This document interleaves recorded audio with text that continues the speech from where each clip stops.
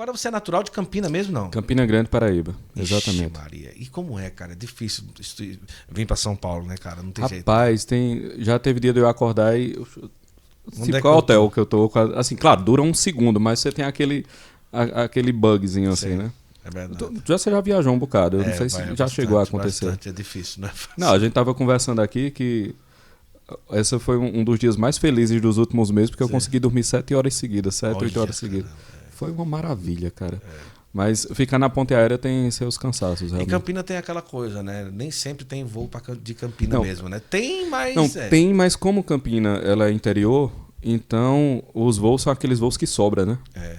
Então tem horário, mas eu prefiro ir a João Pessoa e pegar o voo durante o dia do que pegar voos de madrugada ou voos em horários ruins de ponte aérea. Eu sempre costumo falar assim, ó, o pessoal acha que viajar é glamuroso. É quando você viaja 2 vezes por ano. É verdade, cara. Entendeu? Isso é verdade. Se você viaja com muita frequência, a coisa perde muito o glamour. Eu admiro muito, cara, esses caras cantores. Ninguém imagina o que é aquilo não, rapaz. É loucura. Cara, um dia atrás do outro. Por exemplo, esses caras do São João agora que fazem 30, 40 shows. E a gente faz 2 shows por dia, né? Os caras... 2 shows por dia, cara. É loucura. Porque geralmente, por exemplo, vamos lá, um cara desse tem um avião próprio e tal, não sei o que, aquela que coisa. não é luxo, inclusive. Que não é de jeito que não é luxo, é porque precisa mesmo. É necessidade mesmo, porque senão não chega, não dá tempo de Exato. chegar. Mas até, por exemplo, palestrantes, pregadores que vivem, né? Quantos caras que eu já vi no aeroporto, o mesmo cara várias vezes e assim vai, não é? Mas não é fácil, não. Para quem tá direto, meu amigo, direto. É um ambiente que...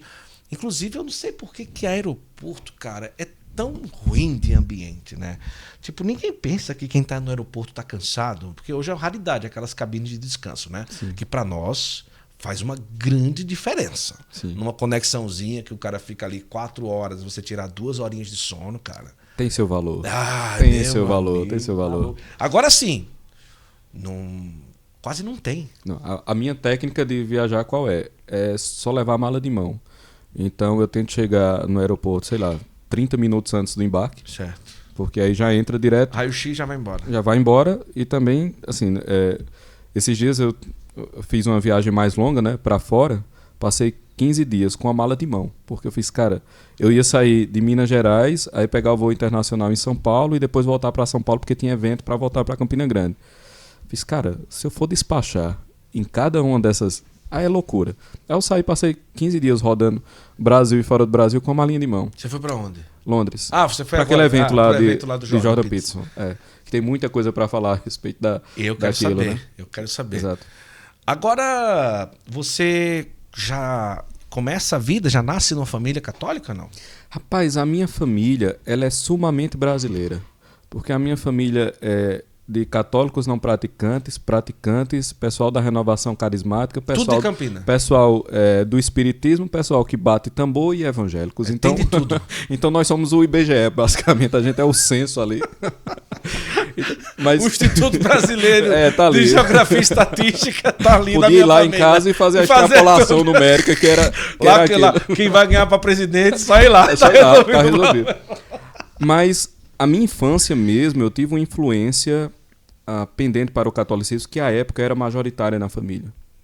Por exemplo, meu avô e meu tio eram dos vicentinos. Oh, coisa bonita, Vicentino. E eu lembro claro, para mim era um divertimento, né? Mas nós saímos no sábado para coletar comida para as cestas básicas e tal.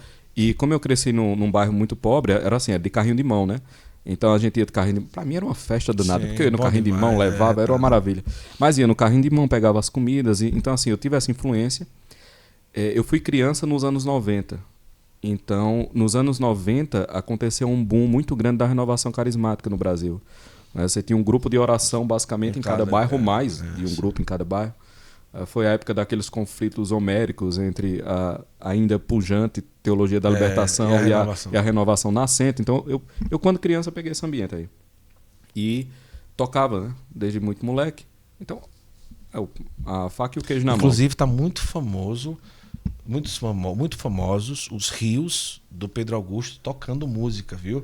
Ele fez uma agora sobre negócio lá, que depois eu vou falar aqui. Eu fiz uma sobre a modéstia. A modéstia. Foi uma musiquinha, basicamente um jingle. um jingle sobre legal. a moda. A E galera ele vai lá, me odiar, ele né? um blusinho, sei lá o que era aquilo ali. Pessoal, ele fez pessoal da chique lá. Modéstia, amo todos. Foi uma loucura. Mas vamos falar sobre isso, Vamos né? falar sobre isso. Vamos falar. Sim, aí você tocava lá. Aí eu nos tocava lá grupos e tal. tocava nos grupos da renovação, aquela coisa toda, tocava na missa, fazia leituras na missa, então o ambiente era isso.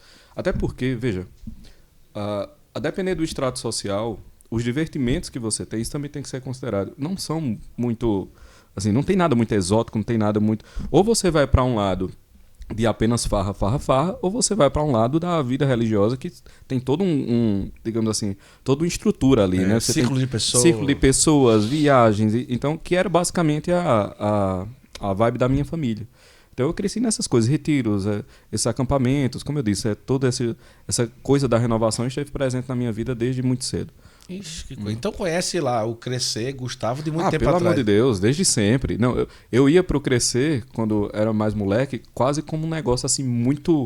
Era o evento do ano. Era o evento, né? Aquela coisa toda. E depois cheguei a conhecer Gustavo, trabalhar com ele. Inclusive, abraço, Gustavo. Né? Gente muito boa. Gente boa demais. E a gente, assim, conversa, temos uma amizade. Eu gosto dele. Ixi, então você foi há muito, porque o Crescer tem 20 e poucos anos, eu acho que deve ter 26, 28 anos. Sim, mas era realmente, na época que era da renovação mesmo, era o evento mais aguardado. Então, Eu assim, vi, você morava em Campinas. eu morava em Campina, era o foco do negócio, né? Porque Campina no carnaval virou uma cidade de eventos religiosos. Não tem um carnaval tão forte assim. E tem um carnaval de rua, aquela coisa toda. Mas é muito fraquinho. É muito fraquinho. Campinas já virou um retiro. Era um grande carnaval na época do meu avô, nos anos 50. Ele falava do carnaval que tinha. Mas era um carnaval de rua, bem... É porque os caras guardam a energia todinha pro São João, né? Aí são 30 dias. Quem tiver seu carnavalzinho de 5, pode ficar. Eu fico com o meu São João de 30, né? Cara, o São João em Campina começou em maio agora. Em maio. Exatamente. Tá doido. Eu já fui pro São João de Campina Grande. Já. Não, sério? Já, Quando? Claro que sim. Eu fui há 2 anos atrás, eu acho. Foi, filha? Nós todos fomos, né, filho? Você foi também, né?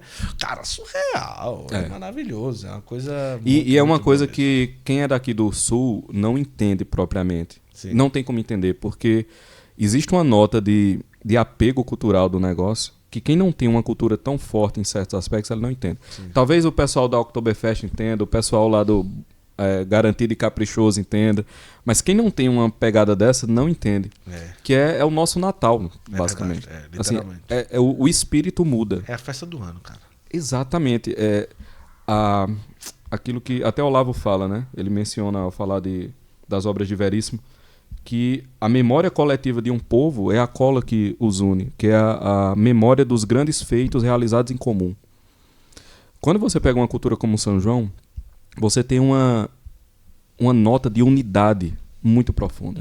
Então todos se sentem parte do São João, todos fazem parte daquela cultura, a família de todos passou por aquilo, a história de todos passou por aquilo em algum momento. Então, assim, é um laço de unidade, de significado que quem está fora não compreende. Entendeu? Mas você realmente acha que o de Caruaru é maior ou não? Ó, se você quiser parar a entrevista aqui, a gente para. Cara, eu realmente não sei. Eu sei que o de Caruaru de fato é muito grande. É muito grande. Mas a rivalidade é pesada. Ô filha, pra mim tu usa mais essa. Pode esquecer a do meio. A do meio. Ah, tá bom. Cara, desculpa, né? cara. Não. Viu? Mas sabe que isso é uma rixa muito forte. É forte. O maior São João do mundo. Se é Caruaru ou Campina Grande. Se eu tiver em Caruaru, é Caruaru. Se eu tiver em Campina, é Campina. Eu não vou brigar, né? Mas os dois são muito grandes. Os dois são muito grandes. Os dois são... Agora tem as peculiaridades. Eu acho que cada um tem uma característica Até diferente. porque o São João ele vai mudando conforme ele vai passeando por cada região do Nordeste, né? Uma crítica que geralmente se faz à percepção do Sul a respeito do Nordeste é também uma falsa sensação de homogeneidade no Nordeste. Não, aqui em cima, ou melhor, aqui embaixo, todo mundo olha pra nós como Norte. Acabou. Exato. Acabou. O que tem sua razão de ser porque tá ao Norte, mas não é nesse sentido que se fala, né? Você chega assim, você é de onde? Não, sou de Juazeiro. Nossa, eu tenho um parente que mora vizinha. Você é onde? Maceió. É só 24 horas de carro, né, de lá. Pelo amor assim, de Deus, cara. Eu sempre costumo dizer que quando eu falo que moro em Campina Grande, na Paraíba, o pessoal acha que eu moro no Alto da Compadecida. O pessoal acha que eu moro exatamente ali. Em Itaperuá. Eles acham que eu moro ali naquele lugar, entendeu? Falei, cara, eu nunca carreguei uma lata d'água, deixa eu dizer, nunca carreguei uma lata d'água na cabeça, eu nunca passei fome, entendeu? Eu moro numa cidade de 400 mil habitantes. Quando então... o vento passa, não é poeira que levanta. É, exato. Né? Tem asfalto. Tem asfalto, né? Eu não ordenho uma vaca pra tomar leite de manhã. Gostaria, é muito mais saudável. Eu gostaria de ter essa vida, mas assim, não tem. Muita gente ainda pensa desse jeito. Mas pensa de verdade. Cara, aqui eu passei por uma situação em 2000, acho que foi em 2010, acho que foi. Eu vim visitar uma tia e aí alguém fez um comentário qualquer lá e eu respondi ao que o pessoal estava conversando. Aí uma mulher olhou assim com ar de profunda admiração e disse: Nossa, ele é inteligente, né? E é nordestino. Eita, caramba! Com muita admiração. Ela realmente estava quase escandalizada. Exato. Eu cheguei a escutar esse tipo de coisa. Ele é inteligente e é nordestino. Veja você, cara. Que coisa impressionante, né? Aí o cara segura a língua na hora dessa, né? Não, vai discutir como com essa pessoa, entendeu? Boa parte da cultura brasileira tem raiz no Nordeste, no final das contas, né? Eu sempre digo que toda a seiva do medievo, inclusive do medievo católico, em sua essência, ela foi preservada no Nordeste. Sim, sem dúvida. Não, o medievo sobrevive no Nordeste, em tudo. Né? Da pessoalidade, da religiosidade, das relações humanas. A ideia mesmo do patronato, dos apadrinhamentos, das relações de honra baseadas nisso. A própria estrutura religiosa do povo mais do interior, ela é completamente medieval. E se você rastrear isso até as origens mesmo, você pega lá Daniel Hopes, né, quando ele fala a Igreja das Catedrais e das Cruzadas, ele diz que a religiosidade medieval era baseada em 4 pilares, salvo engano. Era profundamente escriturística, era muito devocional à Eucaristia, à figura da Mãe de Deus e aos santos. Que é basicamente a espiritualidade do interior do Nordeste. E não só do interior do Nordeste. Você vai para Minas, por exemplo, e os interiores brasileiros, o Brasil profundo, para usar uma expressão corrente, né? Ela tem muito disso. Mas no Nordeste eu vejo isso com muita clareza.